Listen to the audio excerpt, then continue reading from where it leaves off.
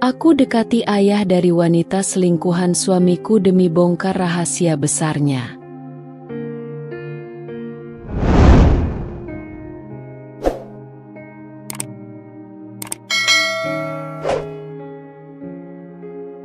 Pagi itu, aroma kopi dan roti panggang menguar di dapur. Aku berdiri di depan kompor, mengaduk sup ayam yang mendidih dengan hati ringan. Sinar matahari menembus jendela, menciptakan cahaya keemasan di lantai dapur kami yang bersih. Aku tersenyum, merasa puas dengan suasana rumah yang hangat dan nyaman. "Aska, jangan lari-lari di dalam rumah, Nak," seruku ketika melihat putraku yang berusia 5 tahun berlari-lari sambil membawa mobil-mobilannya. Aska tertawa kecil. Matanya berbinar penuh kegembiraan. "Tapi Bunda, ini jalan tol," katanya polos, menunjuk lantai sebagai lintasan mobil mainannya. Aku terkekeh, lalu mendekatinya dan mengusap rambutnya yang halus. "Kalau begitu, hati-hati di jalan, ya," ujarku dengan lembut. Di ruang makan, Mas Aris duduk sambil membaca koran. Ia tampak rapi dengan kemeja birunya yang sudah disetrika dengan sempurna. Aku menuangkan kopi ke cangkirnya dan meletakkan roti panggang di piringnya. "Terima kasih, Dek," katanya tanpa menatapku. Aku duduk di seberangnya, menikmati momen-momen sederhana ini. Meski sibuk dengan pekerjaannya, Mas Aris selalu meluangkan waktu untuk sarapan bersama kami. Aku bersyukur memiliki keluarga kecil yang harmonis. "Kamu ada acara apa hari ini?" tanyaku, mencoba mengajaknya berbicara. Mas Aris menutup korannya dan menyesap kopinya sebelum menjawab. "Ada meeting penting di kantor. Mungkin pulangnya agak malam." Aku mengangguk, meski sedikit kecewa. Aku terbiasa dengan jadwalnya yang padat. Tapi belakangan ini, ia semakin sering pulang larut. Aku mencoba mengabaikan rasa tidak nyaman yang perlahan muncul di hatiku. Setelah sarapan, aku membantu Aska bersiap ke sekolah.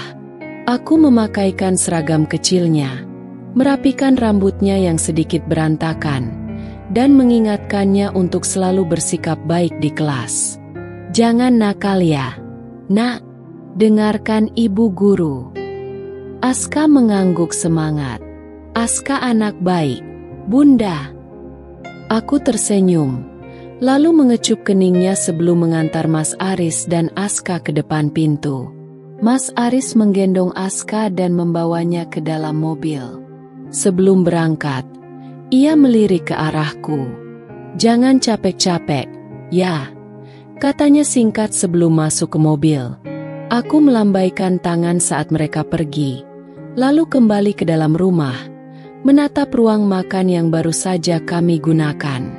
Piring-piring kotor di meja, secangkir kopi yang hanya diminum setengah, dan keheningan yang mendadak terasa aneh. Aku menghela napas dan mulai merapikan rumah. Seperti biasa, ini adalah hidupku. Ibu rumah tangga yang bahagia dengan keluarga kecil yang sempurna.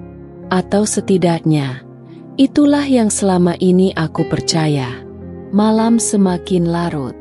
Aku masih duduk di sofa, menatap jam dinding yang kini menunjukkan pukul 23.47.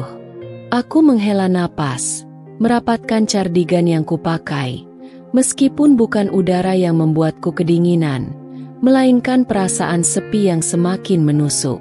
Di meja makan, piring yang telah kususun untuk Mas Aris tetap utuh. Lauknya mulai dingin, dan aku tahu sebentar lagi aku harus membuangnya. Aku benci melakukan itu. Aku benci bagaimana usaha kecilku untuk menjaga keluarga ini terasa sia-sia.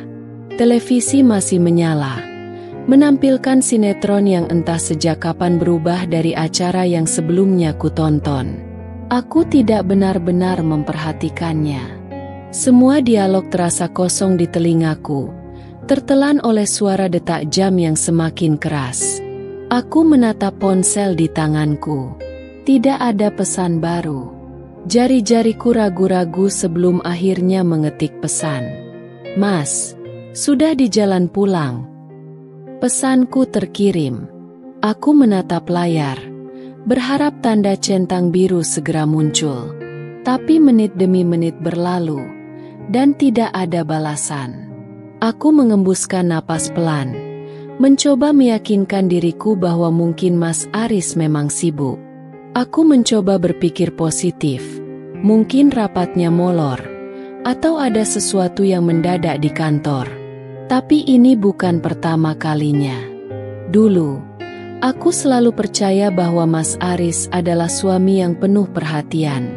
Setiap kali ia harus lembur, ia selalu mengabari, terkadang bahkan menelepon untuk memastikan aku tidak merasa kesepian. Sekarang, semuanya terasa berbeda. Aku mengalihkan pandangan keluar jendela. Lampu jalanan masih menyala temaram, dan suara anjing menggonggong di kejauhan menambah kesan sunyi malam ini. Aku bertanya-tanya, apakah di tempat lain ada wanita lain yang sedang menunggu suaminya dengan perasaan yang sama? Atau mungkin ada wanita lain yang sedang bersama suamiku? Pikiran itu membuat dadaku sesak. Aku menggigit bibir, mencoba mengusir bayangan buruk itu. Aku tidak ingin menjadi istri yang curiga tanpa alasan. Aku tidak ingin menjadi seseorang yang menghabiskan malam dengan meragukan suaminya sendiri. Tapi aku juga tidak bisa menipu diriku sendiri. Aku merasakan ada sesuatu yang berubah.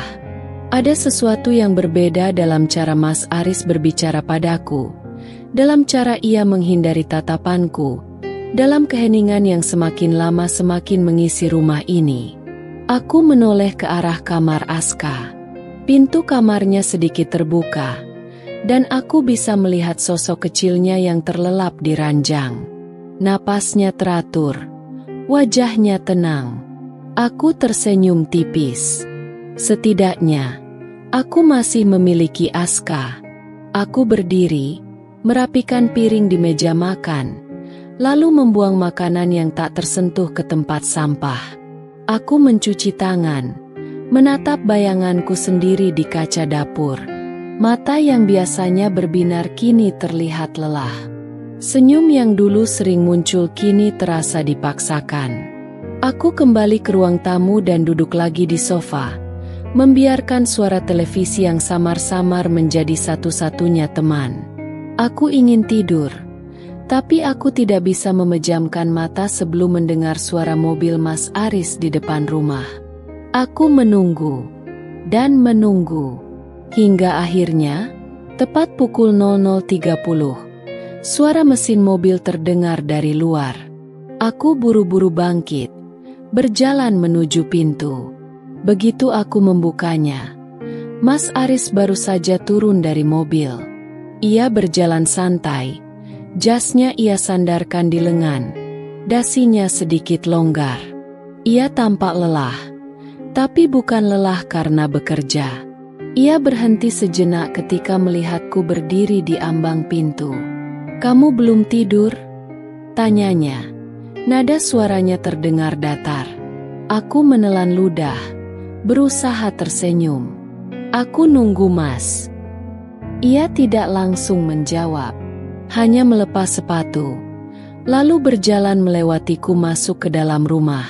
Aku mengikutinya dengan langkah pelan, memperhatikan gerak-geriknya. "Aku capek, Dek," katanya sebelum aku sempat bertanya lebih jauh. "Besok aja ngobrolnya, ya?" Aku diam, menatap punggungnya saat ia berjalan menuju kamar. Aku ingin berkata bahwa aku juga lelah. Lelah menunggu, lelah merasa diabaikan, lelah berpura-pura semuanya masih baik-baik saja. Tapi aku tidak mengatakannya. Aku hanya berdiri di sana, membiarkan malam yang semakin larut menelanku dalam kesepian.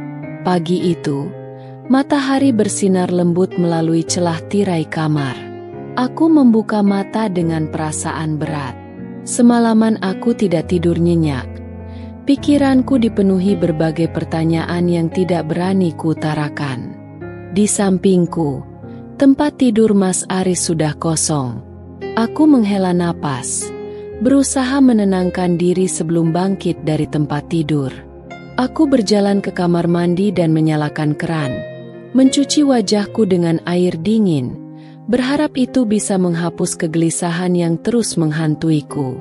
Saat aku keluar kamar, aroma kopi sudah tercium dari dapur. Aku menemukan Mas Aris sedang duduk di meja makan, mengenakan kemeja rapi, dengan ponsel di tangannya. "Aska masih tidur?" tanyaku, mencoba membuka percakapan. Mas Aris menoleh sebentar sebelum kembali fokus pada ponselnya. "Iya, tadi malam tidur agak larut."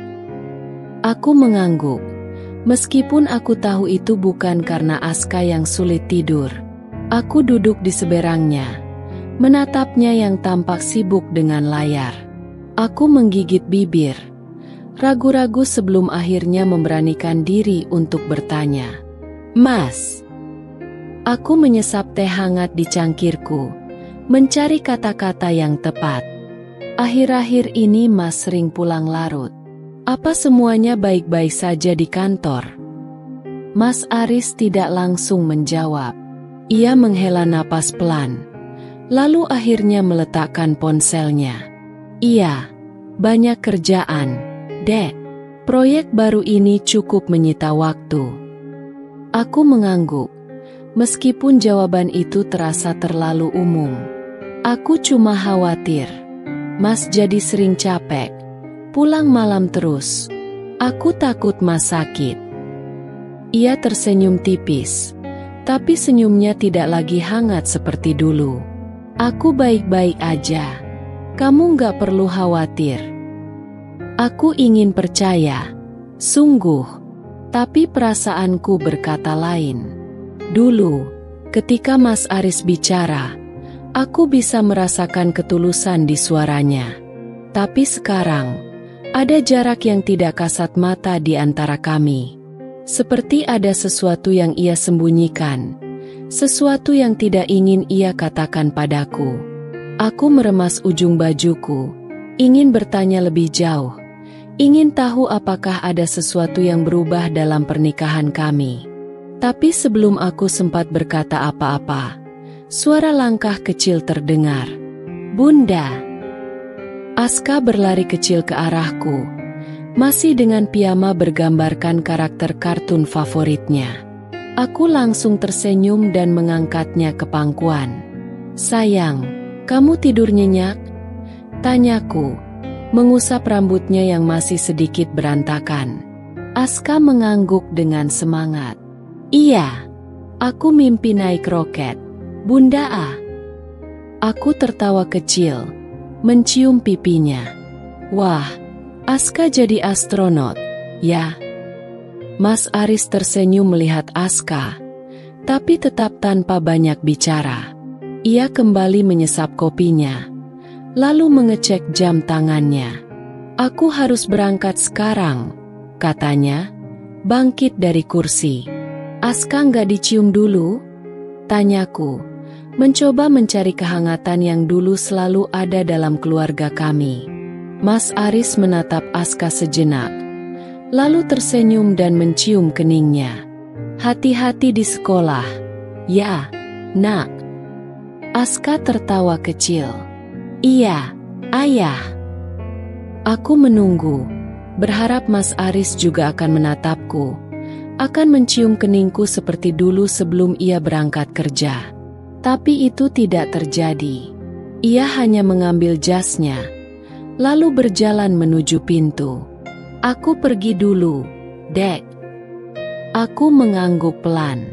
"Hati-hati, Mas." Tanpa menoleh lagi, Mas Aris keluar dan menutup pintu di belakangnya. Aku menatap cangkir kopinya yang masih tersisa di meja, lalu menunduk menahan perasaan yang mulai menggangguku. Dulu, saat ia akan berangkat kerja, ia selalu sempat memelukku, membisikkan, "Jangan lupa makan, Ya. Sekarang, ia bahkan tidak menatapku saat pergi. Jarak itu semakin nyata. Aku hanya belum tahu seberapa jauh lagi ia akan menjauh dariku. Aku menatap layar ponselku dengan perasaan bercampur aduk. Panggilan yang kutunggu-tunggu tidak kunjung berbalas, malah ditolak. Aku ingin percaya bahwa Mas Aris memang sedang sibuk, tapi dalam hatiku, ada suara kecil yang terus berbisik. Apakah dia benar-benar sibuk? Atau dia tidak ingin diganggu? Aku meletakkan ponsel di meja dapur, mencoba menenangkan diri. Tapi semakin aku mencoba mengabaikannya, semakin kuat rasa gelisah yang menjalar di dadaku. Aska, sayang, sini dulu, panggilku, berusaha mengalihkan pikiranku sejenak. Anakku yang tengah asyik bermain berlari kecil ke arahku. Kenapa, Bunda? Aku berjongkok dan merapikan rambutnya yang sedikit berantakan. Mau ikut Bunda keluar sebentar? Aska mengangguk antusias. Mau? Kita mau kemana, Bund? Aku tersenyum kecil, mencoba menutupi kegelisahanku. Kita jalan-jalan aja sebentar. Aku tidak tahu pasti kemana tujuan kami, tapi hatiku mengarahkanku ke satu tempat, kantor Mas Aris. Perjalanan ke kantor Mas Aris terasa begitu panjang, meskipun lalu lintas tidak terlalu padat. Tanganku menggenggam kemudi erat, sementara Aska duduk di kursi belakang, bernyanyi kecil mengikuti lagu yang diputar dari radio mobil. Aku menoleh ke arahnya sesekali, memastikan ia tetap nyaman. Bund, kita ke kantor ayah? Tanyanya tiba-tiba. Aku tersenyum, berusaha terdengar santai. Iya, Bunda mau kasih kejutan buat ayah. Aku tidak tahu apakah itu benar-benar kejutan, atau justru aku yang akan dikejutkan oleh kenyataan yang kutemukan nanti. Setelah beberapa puluh menit, aku sampai di gedung perkantoran tempat Mas Aris bekerja. Aku memarkir mobil di basement, lalu menggandeng tangan Aska menuju lobi. Resepsionis menyambutku dengan ramah. Selamat siang, Bu. Ada yang bisa saya bantu? Aku menghela napas sebelum bertanya. Mas Aris ada di ruangan. Wanita itu terlihat ragu sejenak, lalu mengecek sesuatu di komputernya. Maaf, Bu. Pak Aris tadi sudah keluar sejak sebelum makan siang. Aku merasakan dada ini semakin sesak. Oh, keluar kemana? Ya. Resepsionis itu menggeleng. Saya kurang tahu, Bu. Biasanya kalau ada meeting di luar, beliau tidak memberitahu secara detail. Aku mengangguk pelan, lalu mengucapkan terima kasih sebelum berbalik. Aska menatapku dengan polos. Ayah nggak di sini, Bund? Aku tersenyum kecil, mengusap kepalanya. Iya, sayang, ayahnya lagi di luar. Aku tidak ingin membuatnya khawatir, tapi aku sendiri tidak bisa menyembunyikan perasaan kecewaku. Jika benar Mas Aris sibuk bekerja, kenapa dia tidak memberitahu aku? Kenapa dia juga tidak membalas pesanku? Aku menarik napas panjang dan mengajak Aska kembali ke mobil. Tapi saat kami melewati area parkiran depan, langkahku terhenti. Dari kejauhan, aku melihat mobil Mas Aris terparkir di sana. Jantungku berdetak lebih cepat. Jika dia tidak ada di kantor, lalu kenapa mobilnya masih di sini? Aska, duduk dulu di mobil. Ya, pintaku lembut, mencoba menutupi kegelisahanku. Aska menurut. Aku memastikan ia nyaman sebelum kembali turun dan berjalan perlahan ke arah mobil Mas Aris. Aku mengamati sekeliling, memastikan tidak ada yang memperhatikan sebelum mendekat. Saat aku berdiri di samping mobil itu, aku melihat sesuatu yang membuat nafasku tercekat. Di kaca depan, Ada pantulan lipstik samar di dashboard. Tanganku gemetar saat membuka pintu mobil. Tidak dikunci. Aku masuk, dan saat itulah aku melihatnya lebih jelas. Sebatang lipstik berwarna merah muda terang tergeletak di bawah kursi penumpang. Itu bukan milikku. Aku tidak pernah memakai warna seperti itu. Aku merasakan perutku mual. Tanganku menggenggam lipstik itu erat, seolah-olah jika aku memegangnya lebih kuat, kenyataan yang mulai terbentuk di pikiranku bisa berubah. Tapi aku tahu itu mustahil. Ada seseorang yang pernah duduk di sini. Dan itu bukan aku. Aku duduk di dalam mobil cukup lama, memandangi lipstik merah muda yang kini terasa seperti bukti kejahatan di tanganku. Rasanya dadaku begitu sesak, seolah-olah seluruh udara di sekitarku menghilang. Aku mencoba mencari alasan, mencari penjelasan lain yang lebih masuk akal. Mungkin lipstik ini milik rekan kerja Mas Aris. Mungkin seseorang tidak sengaja menjatuhkannya. Tapi semakin lama aku mencoba meyakinkan diri, semakin besar rasa penolakan dalam hatiku. Lipstik itu terlalu pribadi, terlalu mencolok. Aku mengepalkan tangan, menggenggam benda kecil itu erat. Aku tidak ingin langsung menyimpulkan, tapi aku juga tidak bisa mengabaikan kenyataan bahwa ada sesuatu yang tidak beres. Aska, panggilku dengan suara yang berusaha kuperdengarkan setenang mungkin. Dari kursi belakang, putraku yang sedang sibuk menggambar menoleh. Iya, Bunda. Kita pulang, ya. Aska lapar, Bund, katanya dengan polos.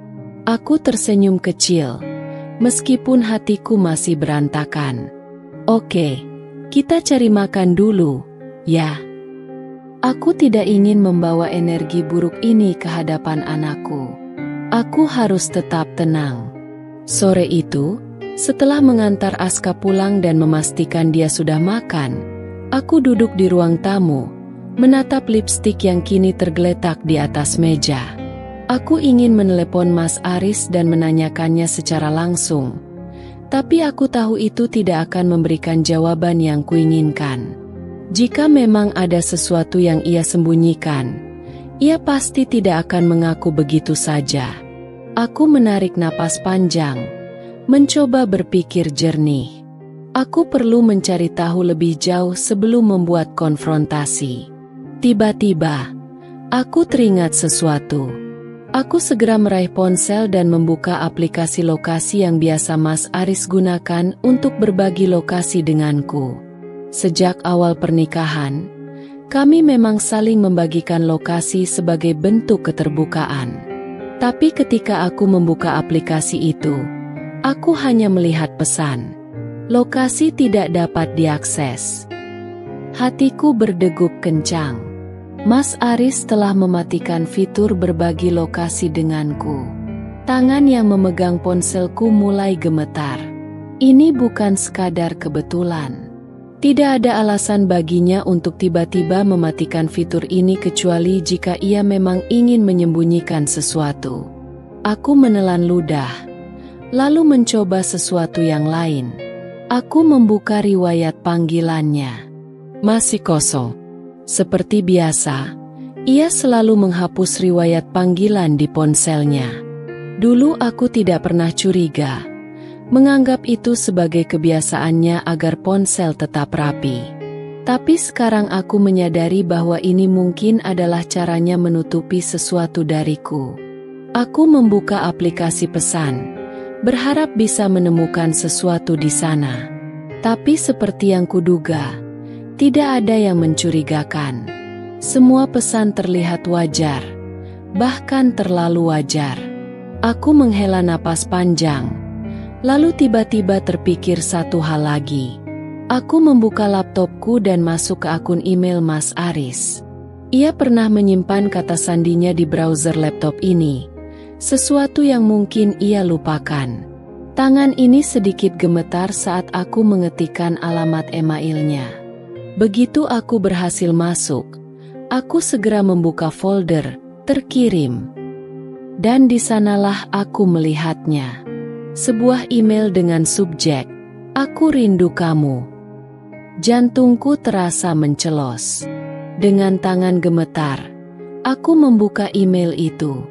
Dari Aris Saputra kepada Rosi Pradipta.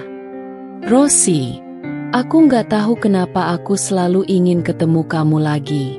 Setiap kali kita berpisah, aku selalu menunggu waktu berikutnya kita bisa bersama.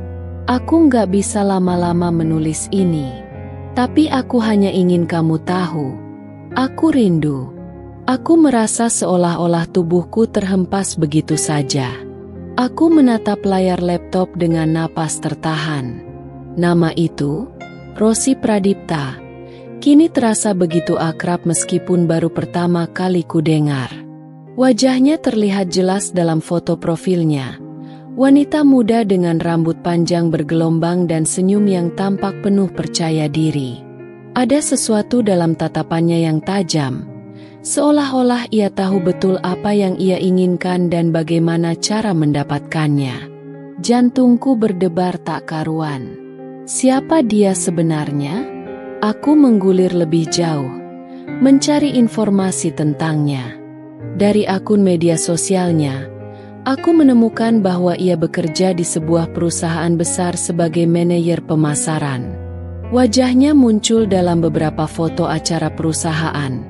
Selalu tampak elegan dan profesional. Lalu, aku melihat sesuatu yang membuat dadaku semakin sesak.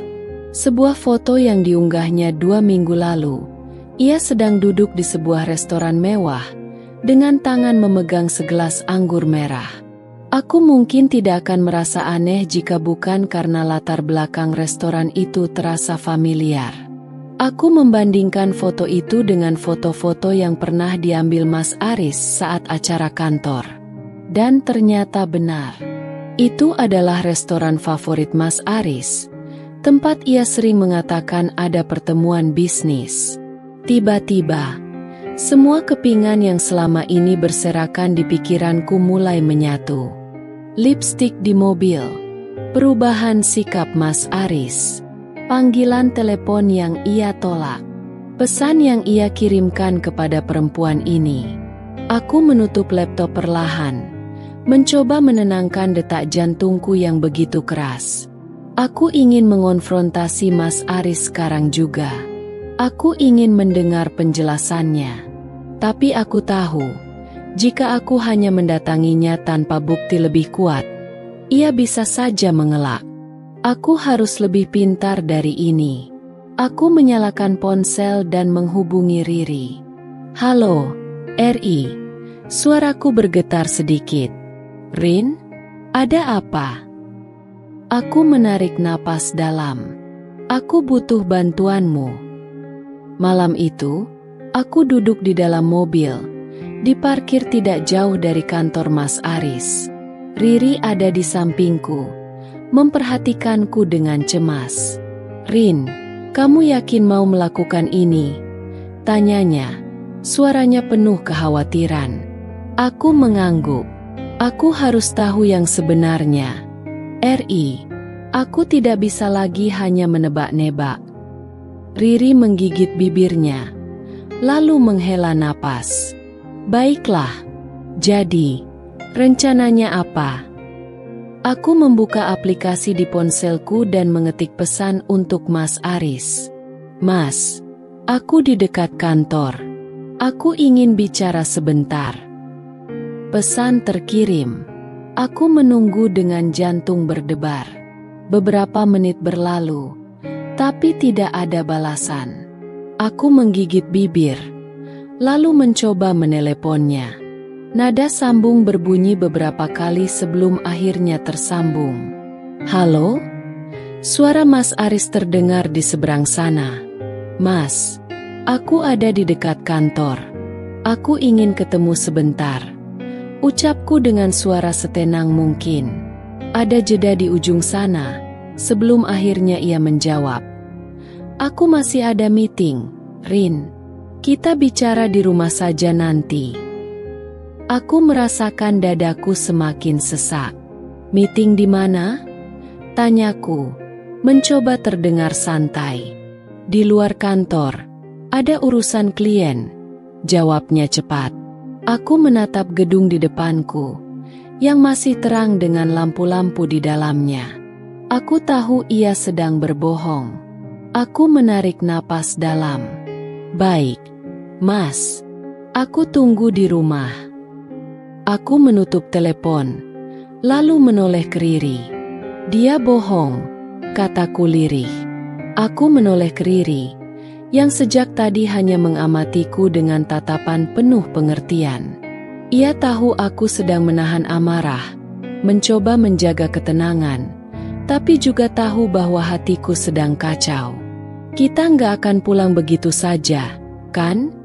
Tanyanya, suaranya penuh kehati-hatian. Aku menggeleng. Tidak, aku mau tahu dia ada di mana.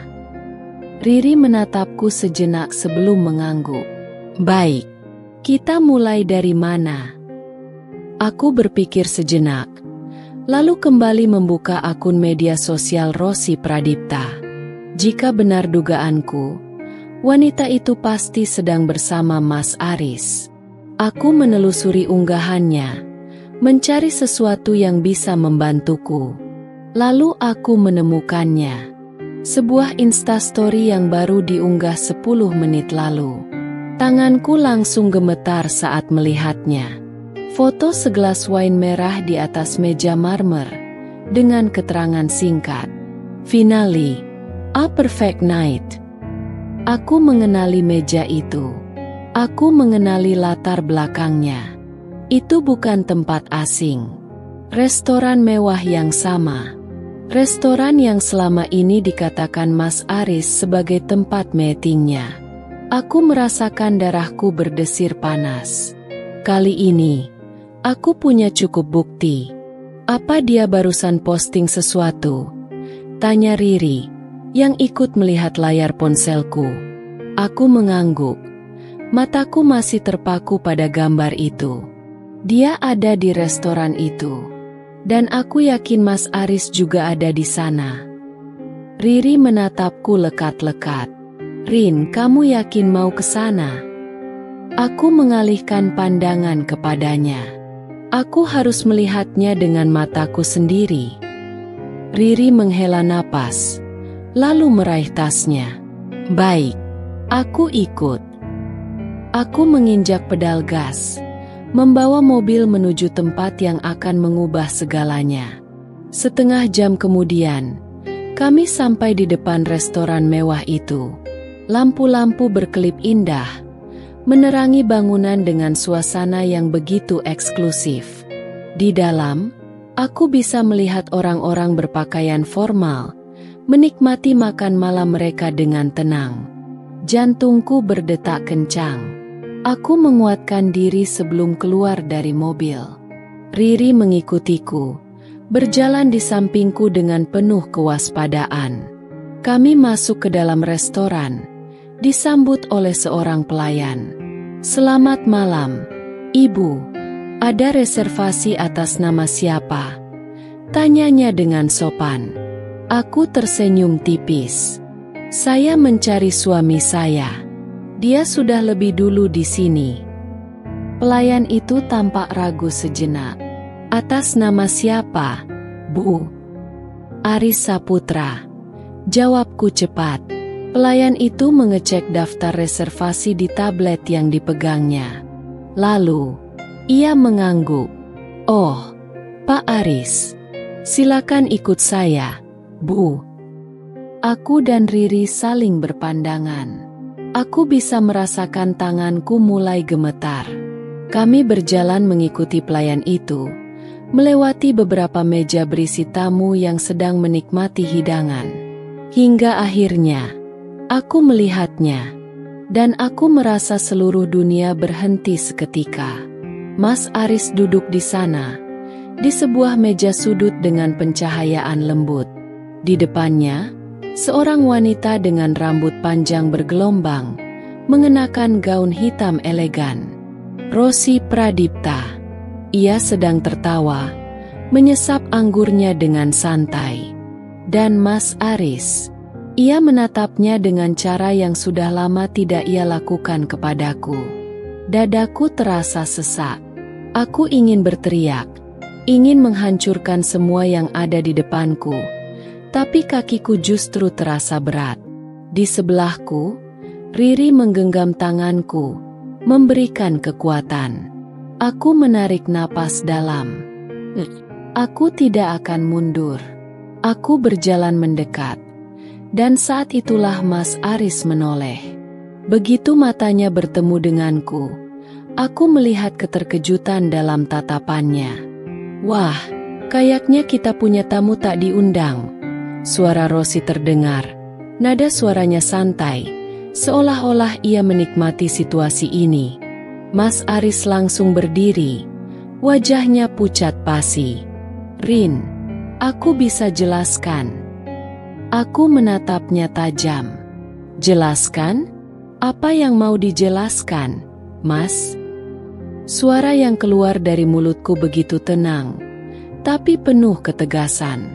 Aku bisa melihat kegugupan di wajah Mas Aris. Rosi hanya menyilangkan tangan, tersenyum kecil. Sepertinya istri sah akhirnya menemukan kita, ya? Aku mengalihkan pandangan ke arahnya. Wanita ini tidak menunjukkan sedikit pun rasa bersalah. Aku menatapnya dari ujung kepala sampai ujung kaki. Rosi Pradipta, ya? Tanyaku, suaraku datar. Ia menaikkan alis. Oh, jadi kamu sudah mencari tahu tentang aku? Aku tersenyum miring. Tentu saja. Aku selalu ingin tahu siapa wanita yang cukup berani mengganggu rumah tangga orang lain. Senyumnya sedikit memudar, tapi ia tetap berusaha terlihat tenang. Kalau begitu, mungkin kamu juga tahu kalau suamimu sudah lama bosan dengan perannya sebagai suami yang baik. Kata-katanya menusukku seperti belati. Aku melihat Mas Aris menoleh ke arahnya dengan wajah panik. Rosi, jangan. Apa? Rosi menyandarkan tubuhnya ke kursi, menatapku dengan penuh kemenangan. Lebih baik dia tahu langsung dari kita, kan? Aku bisa merasakan darahku mendidih. Tapi aku tidak ingin emosi menguasai diriku. Aku menoleh ke Mas Aris. Jadi, ini benar. Ia terdiam. Dan di keheningan itu, aku tahu jawabannya. Tanpa menunggu jawaban lebih lanjut, aku mengeluarkan sesuatu dari dalam tasku. Sebuah lipstik merah muda yang kutemukan di mobilnya. Aku meletakkannya di atas meja dengan suara kecil yang terdengar nyaring di antara keheningan. Aku hanya ingin memastikan, kataku, mataku masih menatap tajam. Ini milikmu, kan? Aku menatap Rosi, yang kini ekspresinya sedikit berubah. Ia tampak terkejut, mungkin tidak menyangka aku akan membawa bukti. Mas Aris memejamkan matanya, wajahnya penuh penyesalan.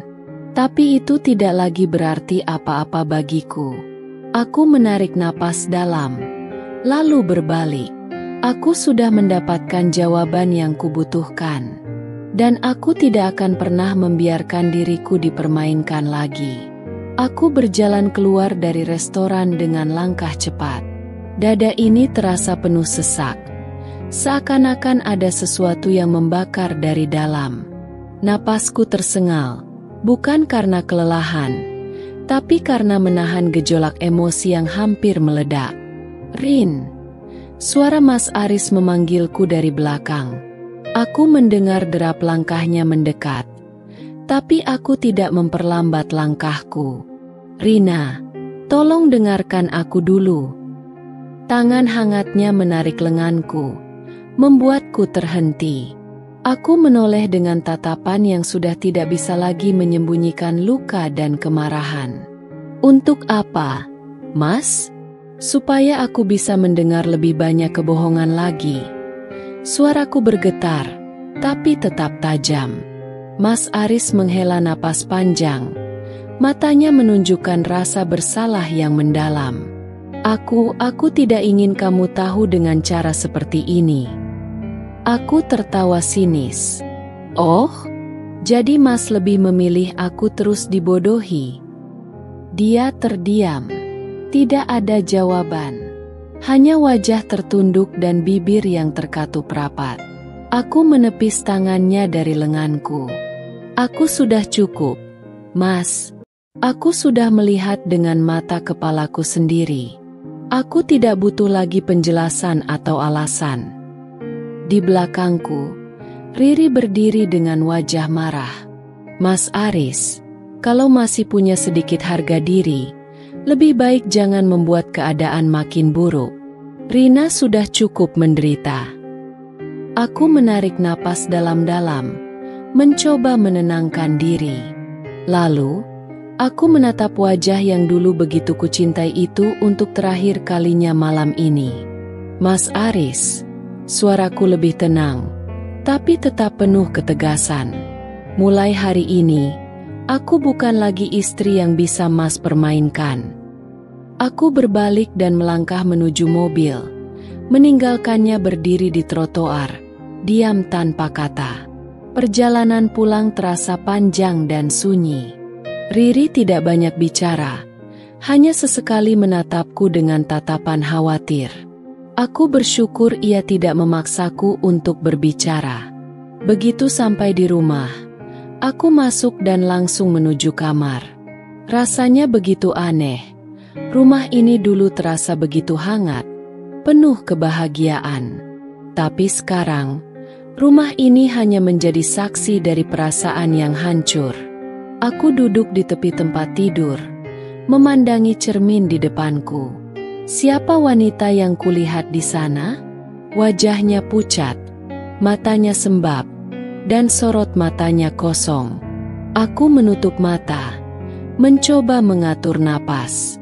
Tapi sekuat apapun aku bertahan, air mata tetap mengalir. Aku menggigit bibir, menahan isakan yang ingin keluar. Aku telah berusaha menjadi istri yang baik. Aku telah mencintai Mas Aris sepenuh hati. Lalu, kenapa aku harus dikhianati seperti ini? Aku menarik selimut dan membenamkan wajahku di dalamnya, membiarkan diriku menangis malam ini. Mungkin ini adalah malam terakhir aku menangisi seseorang yang tidak lagi pantas mendapatkan air mataku. Keesokan paginya, suara kecil yang penuh semangat membangunkanku dari tidur yang tidak nyenyak. Bunda, Bunda. Aku membuka mata dan melihat Aska berdiri di samping tempat tidurku dengan wajah ceria. Selamat pagi, Bunda.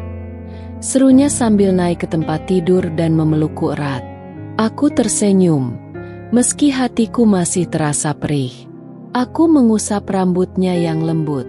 Selamat pagi, sayang. Aska menatapku dengan matanya yang besar dan polos. Bunda capek, ya? Aku terdiam sejenak sebelum mengangguk. Iya, sayang. Bunda sedikit capek. Anakku itu mengerucutkan bibirnya, lalu mengecup pipiku. Kalau Bunda capek, Aska peluk Bunda supaya Bunda senang lagi. Hatiku mencelos. Sejenak, aku lupa tentang luka yang kubawa sejak tadi malam. Sejenak, aku merasa hangat karena anak kecil ini, darah dagingku, masih mencintaiku tanpa syarat. Aku menariknya ke dalam pelukan, memejamkan mata sejenak untuk menikmati kehangatan ini. Terima kasih, sayang. Aku tahu, aku harus kuat. Bukan hanya untuk diriku sendiri, tapi untuk anak ini.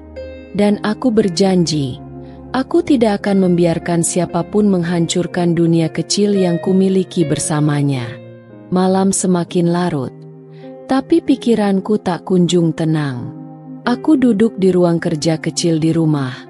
Berkas tentang Rosi masih terbuka di depanku. Lampu meja menyala temaram, menciptakan bayangan samar di dinding.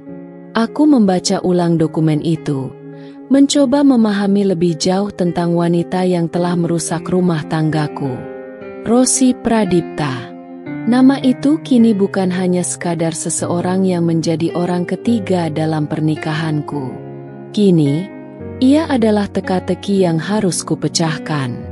Aku menatap foto seorang pria paruh baya yang tercetak di halaman terakhir. Pak Adi. Sorot matanya tenang, namun terlihat ada sesuatu yang tersembunyi di balik ketegasan wajahnya. Kenapa hubungan mereka renggang? Gumamku pelan. Aku membolak-balik halaman lainnya.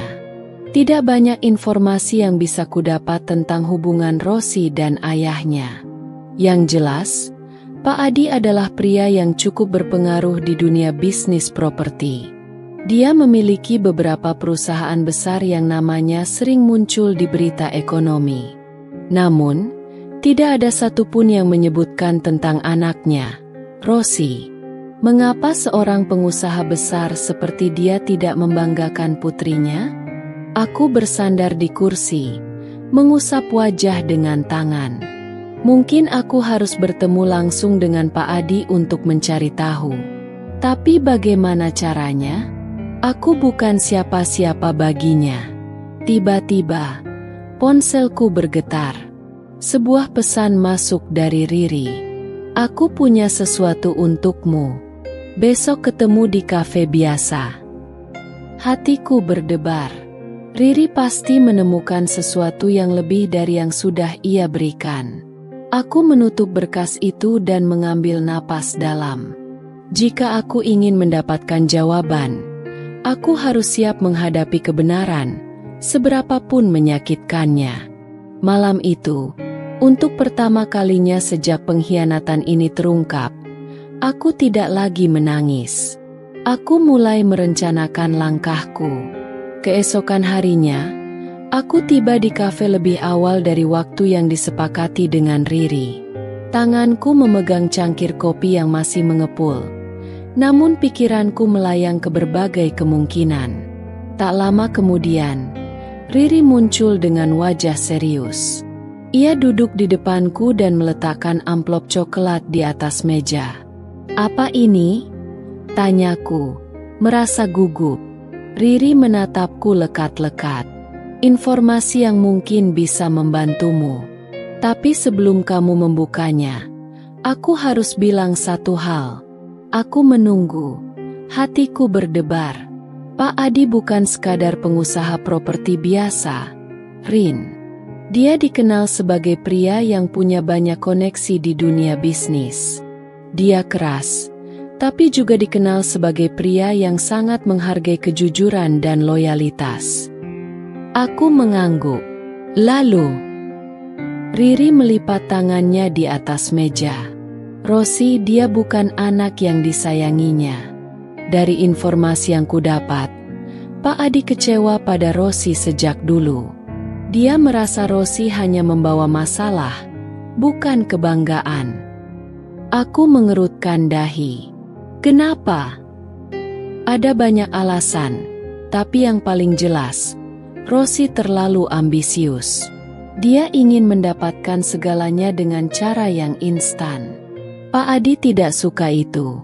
Dia selalu menginginkan seseorang yang bisa berdiri di atas kakinya sendiri." Aku menatap amplop di depanku. Jika benar Pak Adi tidak menyukai cara Rosi menjalani hidupnya, maka ada kemungkinan aku bisa mendekatinya. Bukan untuk memanfaatkan, tapi untuk menunjukkan bahwa aku berbeda dari putrinya. Aku menatap Riri. Bagaimana caranya aku bisa bertemu Pak Adi? Riri tersenyum tipis. "Itu sudah kupikirkan. Kebetulan, dia akan menghadiri sebuah acara amal minggu ini. Aku bisa mengatur agar kamu ada di sana." Aku menggenggam cangkir kopiku erat. Ini adalah kesempatan yang tak boleh kusia-siakan. Aku tidak akan tinggal diam. Aku akan menemui Pak Adi. Dan aku akan memastikan Rosi tahu bahwa aku bukan wanita yang bisa diinjak-injak. Hari itu tiba lebih cepat dari yang kuduga. Sejak pagi, aku sudah merasa gelisah. Aku berdiri di depan cermin, mengenakan gaun sederhana berwarna navy yang kupilih dengan hati-hati. Tidak terlalu mencolok, tapi cukup elegan untuk acara amal yang akan kuhadiri. Bunda cantik sekali. Suara kecil Aska mengejutkanku. Ia berdiri di ambang pintu kamar, menatapku dengan mata polosnya yang penuh kekaguman. Aku tersenyum, berlutut dan meraih tangannya. Terima kasih, sayang. Nanti Aska baik-baik di rumah ya. Aska mengangguk antusias. Aska janji. Bunda mau kemana? Aku terdiam sejenak sebelum menjawab. Bunda ada pertemuan penting. Dia tampak ingin bertanya lebih jauh, tapi akhirnya hanya tersenyum dan memelukku erat. Hati-hati ya, Bunda. Hatiku menghangat. Anak ini adalah alasan terbesarku untuk tetap kuat. Setelah berpamitan, aku masuk ke dalam mobil yang disiapkan Riri. Ia sudah menungguku di kursi depan, mengenakan blazer rapi dan wajahnya terlihat lebih serius dari biasanya. Kamu siap? Tanyanya sambil menatapku lewat kaca spion. Aku mengangguk. Lebih dari siap. Acara amal itu diadakan di sebuah hotel mewah di pusat kota.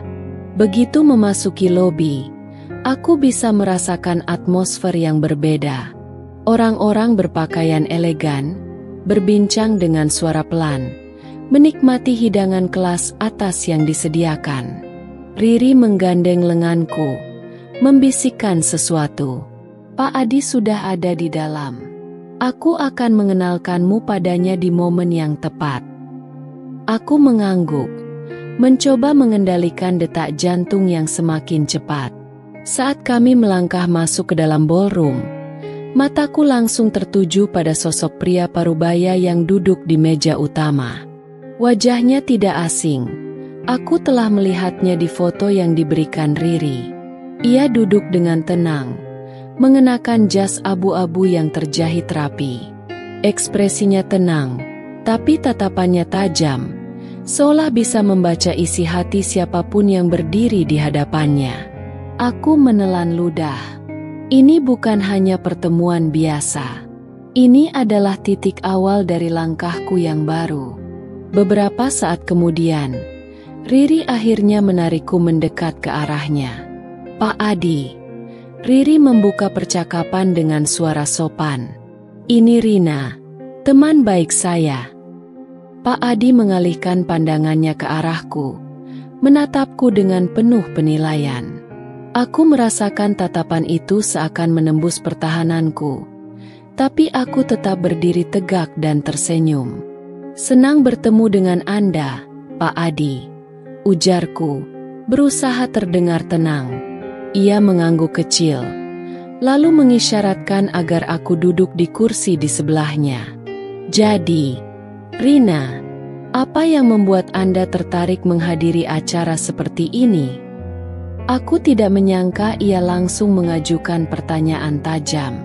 Tapi aku sudah mempersiapkan diri.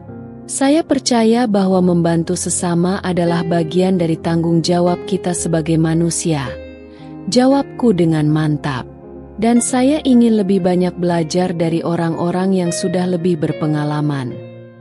Pak Adi menyipitkan mata, seolah menganalisis kata-kataku. Jawaban yang bagus. Tapi saya rasa Anda punya alasan lain untuk datang ke sini.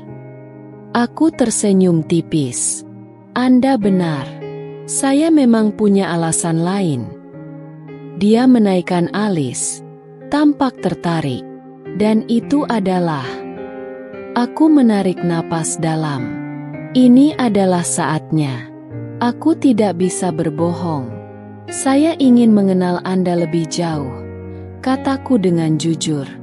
Bukan hanya sebagai pengusaha, tapi juga sebagai seorang ayah. Pak Adi terdiam sejenak, lalu tersenyum kecil. Menarik. Kenapa kamu tertarik dengan peran saya sebagai ayah? Aku menatap matanya. Karena saya ingin tahu, bagaimana rasanya menjadi seorang ayah yang tidak selalu bisa mengendalikan pilihan anaknya. Sorot mata Pak Adi berubah. Aku tahu kata-kataku telah menyentuh sesuatu dalam dirinya. Dan disitulah aku sadar, ini bukan hanya tentang balas dendam. Ini adalah awal dari sesuatu yang jauh lebih besar. Ruangan kantor Pak Adi terasa begitu luas dan hening. Aku bisa mendengar detak jam di dinding, seolah menghitung waktu yang berjalan lambat. Percakapan kami barusan masih menggantung di udara, mengisi celah keheningan dengan ketegangan yang tak kasat mata. Pak Adi menyandarkan tubuhnya ke kursi, menatapku dengan sorot mata yang sulit diartikan. Ia tampak seperti seseorang yang mencoba menimbang sesuatu dalam pikirannya. "Kamu tahu, Rina," suaranya akhirnya memecah keheningan. "Aku sudah mendengar banyak cerita tentang bagaimana Rosi memperlakukan orang-orang di sekitarnya. Tapi aku tidak menyangka dia sampai merusak kehidupan rumah tangga seseorang." Aku menggenggam jemariku erat di pangkuan, berusaha menjaga emosiku tetap terkendali. "Apakah itu mengejutkan bagi Anda, Pak?" tanyaku hati-hati. Pak Adi menarik napas panjang. "Seharusnya tidak. Aku sudah lama tahu bahwa dia punya sifat ambisius, tidak mau kalah, dan cenderung memanfaatkan keadaan demi keuntungannya sendiri. Tetapi aku selalu berpikir bahwa mungkin, suatu hari nanti, dia akan berubah." Aku mengangguk pelan, memahami perasaan yang ia coba sampaikan. Seorang ayah, bagaimanapun juga, akan selalu berharap anaknya menemukan jalan yang benar. Tapi manusia tidak bisa berubah jika mereka sendiri tidak menginginkannya, lanjutnya.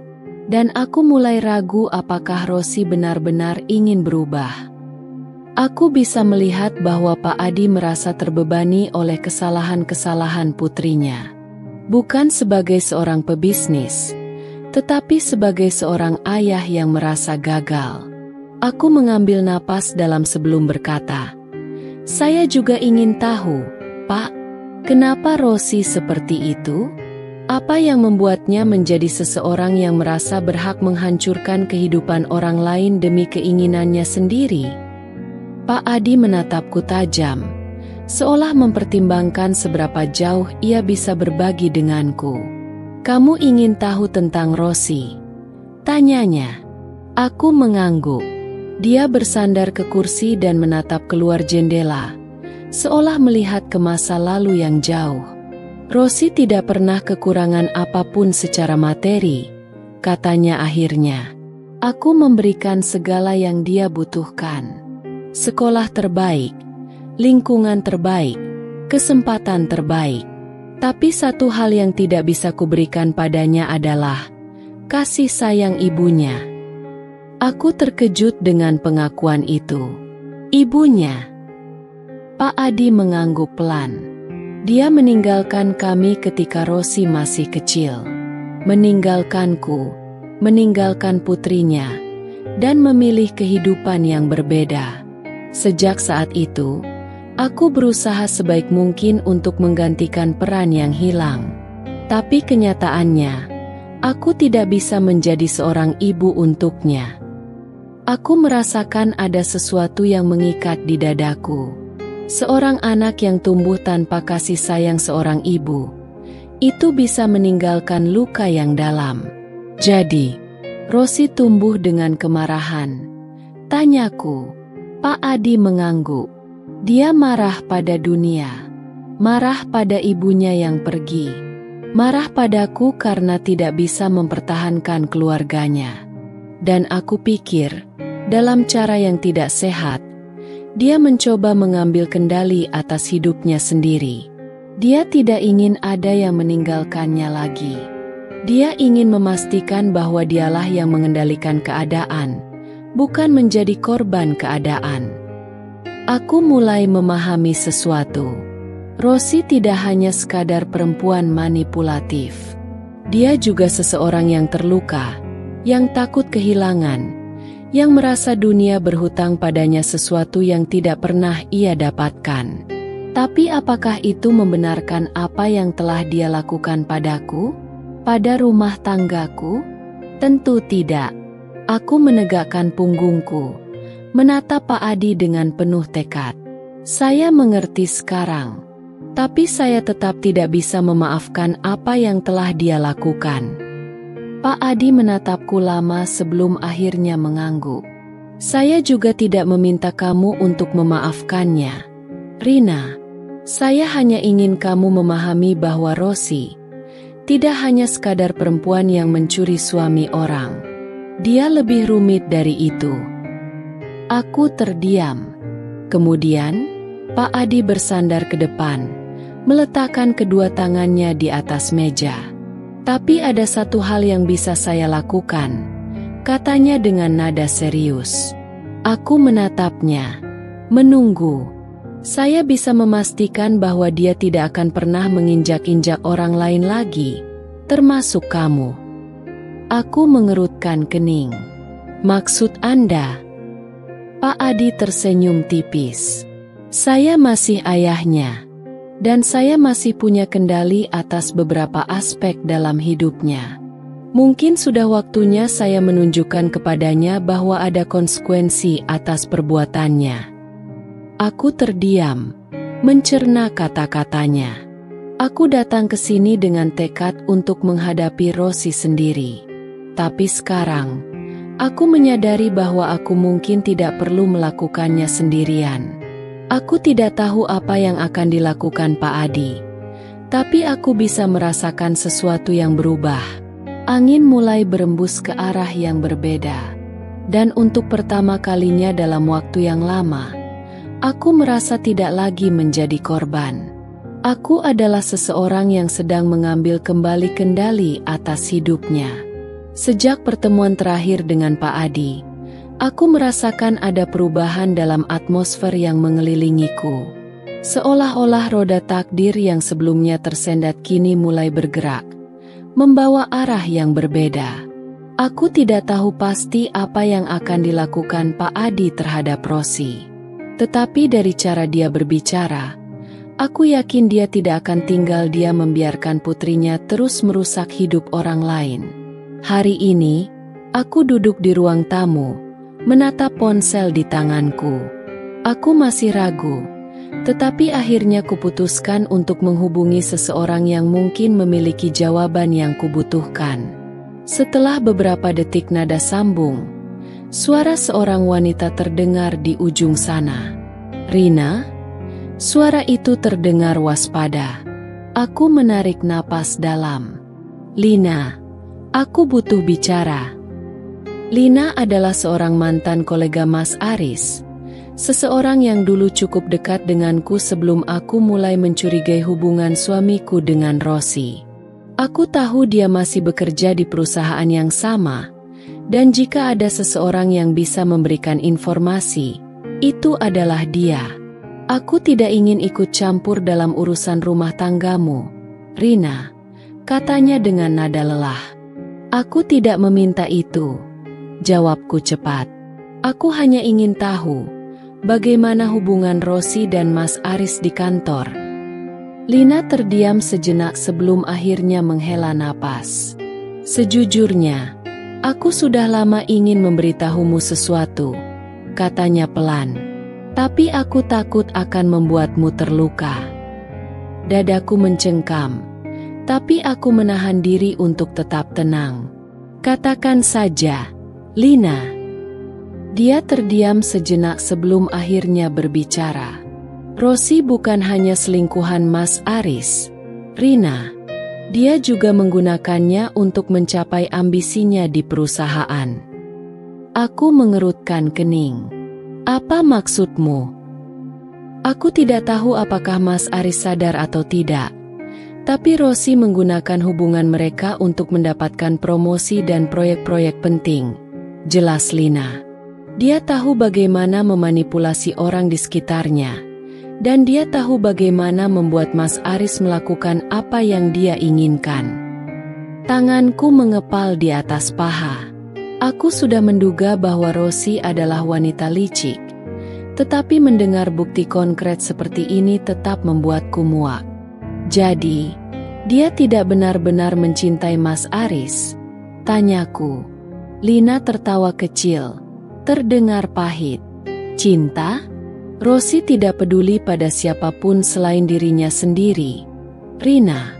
Dia hanya menggunakan orang-orang sebagai pijakan untuk mencapai apa yang dia inginkan.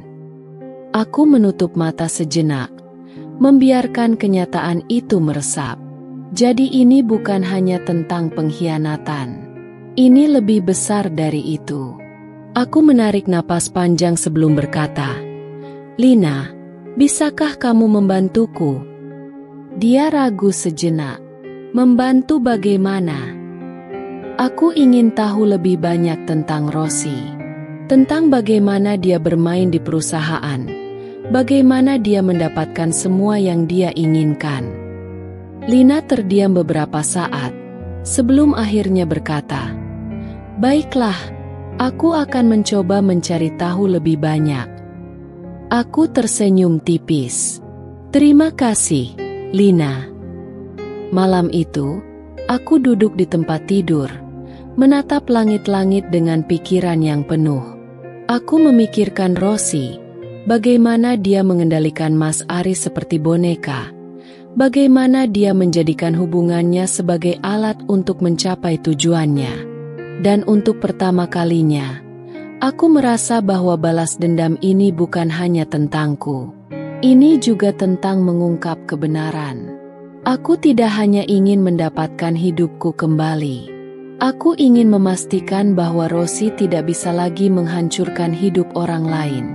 Aku tersenyum kecil. Aku mungkin bukan perempuan yang penuh tipu muslihat seperti Rosi. Tapi aku punya sesuatu yang lebih berbahaya. Kebenaran. Dan aku akan menggunakannya untuk menghancurkannya. 2 minggu telah berlalu sejak perbincanganku dengan Pak Adi dan Lina. Selama itu, aku tetap tenang di permukaan, menjalani hari-hariku seperti biasa bersama Aska, seolah-olah tidak ada badai yang sedang menunggu untuk meledak. Tapi di dalam diriku, aku tahu, pertempuran ini belum selesai. Lina menepati janjinya. Dia mengumpulkan cukup banyak informasi tentang bagaimana Rosi telah memanfaatkan Mas Aris untuk kepentingannya sendiri. Dengan bukti-bukti itu, aku merasa seperti memegang kunci untuk menghancurkan kebohongan yang telah Rosi bangun selama ini. Tapi aku tidak bisa bergerak sendiri. Aku butuh seseorang yang memiliki kekuatan untuk benar-benar menjatuhkannya. Dan orang itu adalah Pak Adi. Aku duduk di sebuah kafe yang sepi ketika pria itu datang. Pak Adi tampak lebih serius daripada pertemuan sebelumnya. Dia mengambil tempat duduk di depanku, lalu menatapku dengan tajam. "Kamu sudah mendapatkan apa yang kamu cari?" Tanyanya tanpa basa-basi. Aku mengangguk dan menggeser sebuah amplop ke arahnya. Di dalamnya ada rekaman percakapan Rosi dengan beberapa kolega di kantor. Mereka mengakui bahwa Rosi menggunakan hubungan dengan Mas Aris untuk mendapatkan promosi, proyek, dan perlindungan dari atasan. Pak Adi membuka amplop itu, mengeluarkan lembaran-lembaran bukti yang telah Lina berikan padaku. Aku bisa melihat bagaimana ekspresinya berubah sedikit demi sedikit. Dari ketidakpercayaan menjadi sesuatu yang lebih dalam, kekecewaan. "Saya tahu dia ambisius," katanya pelan. "Tapi saya tidak menyangka dia akan sejauh ini." Aku menatapnya, mencoba memahami perasaan seorang ayah yang mengetahui bahwa putrinya bukan hanya sekadar perempuan yang keliru dalam mengambil keputusan, tapi juga seseorang yang telah berulang kali menyalahgunakan kekuasaan dan kepercayaan orang lain. "Saya tidak ingin menghancurkan hidupnya, Pak," kataku akhirnya. "Tapi dia harus bertanggung jawab atas perbuatannya." Pak Adi menghela napas, lalu meletakkan amplop itu di atas meja.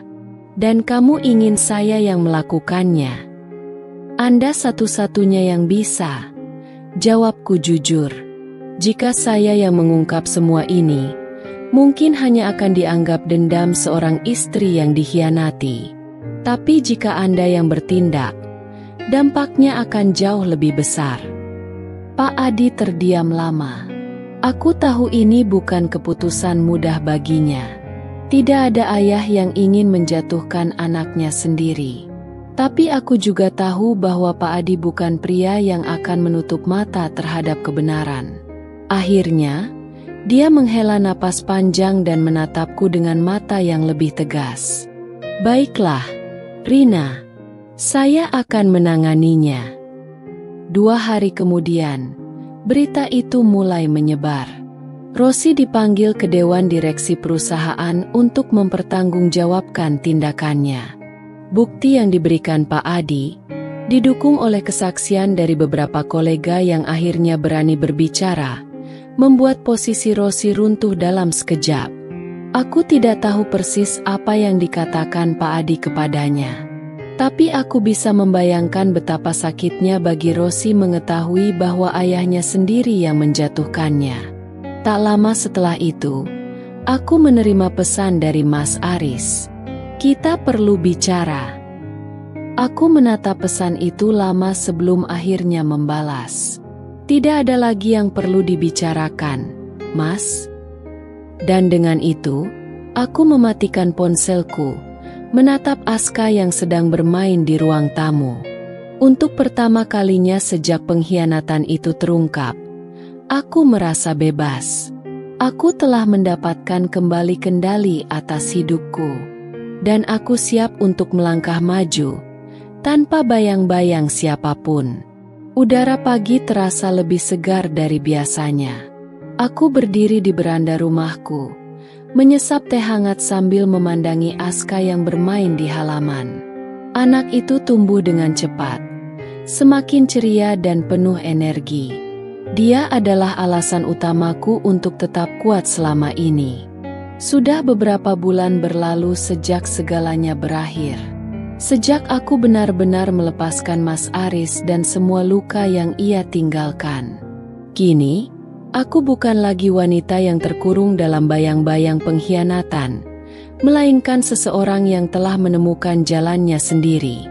Aku tidak hanya menjadi ibu bagi Aska, tetapi juga seorang wanita yang menemukan kembali jati dirinya. Setelah melalui semua rasa sakit, aku memutuskan untuk memulai sesuatu yang baru. Aku kini terlibat dalam sebuah proyek sosial, membantu para wanita yang mengalami hal serupa denganku. Mereka yang kehilangan kepercayaan diri karena pengkhianatan, mereka yang berpikir bahwa dunia mereka telah runtuh. Aku ingin mereka tahu bahwa ada kehidupan setelah dikhianati. Bahwa kebahagiaan tidak bergantung pada orang lain, tetapi pada diri sendiri. Sore itu, saat aku sedang membaca buku di ruang tamu, suara ponselku berbunyi. Aku menatap layar. Nama yang tertera di sana membuatku ragu sejenak sebelum akhirnya mengangkatnya. Mas Aris, tanyaku datar.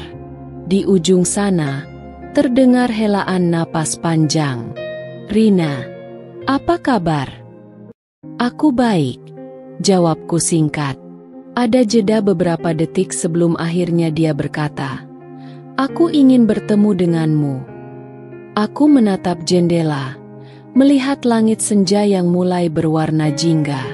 Aku sudah lama berhenti berharap akan mendengar permintaan ini darinya. Aku tidak melihat ada gunanya lagi kita bertemu, kataku akhirnya. Rina, tolong. Suaranya terdengar lebih lemah dari yang kuingat.